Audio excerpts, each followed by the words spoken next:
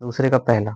इसमें हमारे पास सवाल दे रखा है दो संख्याओं का युग्म 26 और हमारे पास दे रखा है ये 91, ये क्या है। ठीक है, अब हमें क्या करना है, देखो एचसीएफ निकालना और एलसीएम निकालना हम जानते हैं। तो इसमें हमारे पास जो हमारे पास संख्या दे रखी होती है उनको अपन करेंगे सबसे पहले भाज्य गुणनखंड करते हैं। तो देखो हमारे पास ये 26 है, 26 अपन यहाँ लिखेंगे, तो ये हमारे पास हल ही है। तो 26 को देखो अपन क्या करते हैं, यहाँ पर भाज्य गुणनखंड करके देखते हैं, या फिर अलग से रफ्तारे में अपन करेंगे। इसमें देखो सबसे छोटी अभाज्य संख्या क्या होती है, 2, 2, 3, 5, 7, इस तरीके से अपन संख्याओं को भाग देंगे। सबसे पहले सबसे छोटी अभाज्य संख्या क्या है, 2, 2 से अपन इसमें भाग लगाएंगे, 2 एकम 2 और 2 तिया 6। हमारे पास 13 आ गया, 13 में केवल 13 का ही भाग जाएगा, तो 13 से अपन भाग लगाएंगे, 13 एकम 13। तो हमारे पास 26 जो है इसके हमारे पास जो भाज्य गुणनखंड बनकर आए वो आए 2 इंटू 13। अब इसी तरीके से हमें लेना है 91, तो ये 91 है हमारे पास, इसका अपन वापस से भाज्य गुणनखंड करेंगे।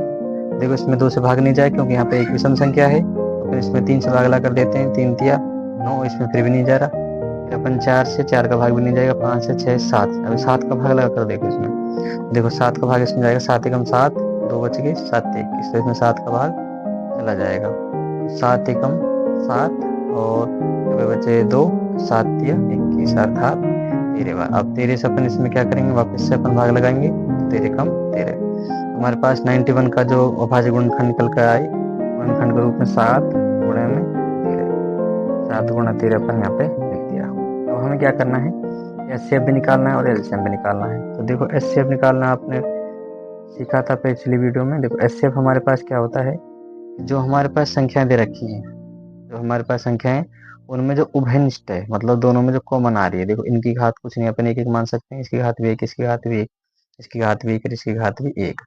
किसी की घात अगर 1 है तो वही संख्या, अगर 2 घात है तो वही संख्या 2 बार गुणा, 3 घात है तो वही संख्या 3 बार गुणा है। समझ में आ रहा है आपके। तो देखो इसमें हमारे पास जो एचसीएफ निकालते हैं, तो इसमें हमारे पास जो संख्याएं दे रखी है उनमें जो अभाज्य गुणनखंड है इनमें जो कॉमन वाली संख्या है, तो उभयनिष्ठ आ रही है, उसकी हमें कम से कम घात लेनी होती है। तो देखो इसमें 2 और 7 ही अलग है, इसमें और कोई कॉमन नहीं आ रहा, केवल क्या आ रहा है, 13 कॉमन आ रहा है। तो 13 की घात यहाँ में देखो दोनों में सेम है, 1 1 है। अगर 13 घात कहीं यहाँ पे 2 होती है और यहाँ पे 1 होती, तो हम एक घात वाले को लेते हैं। तो यहाँ पे हमारे पास एचसीएफ जो आया है वो कितना निकल कर आया है, 13।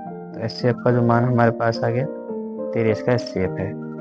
तो एलसीएम क्या आएगा हमारे पास, एलसीएम। देखो एलसीएम हमारे पास क्या होता है, जो संख्या दे रखी है उनके अभाज्य गुणनखंड की जो अधिकतम घातांक का घात जो होती है उनका संख्या है उनका गुणनफल जो होता है। देखो इसमें हमारे पास देखो जो हमारे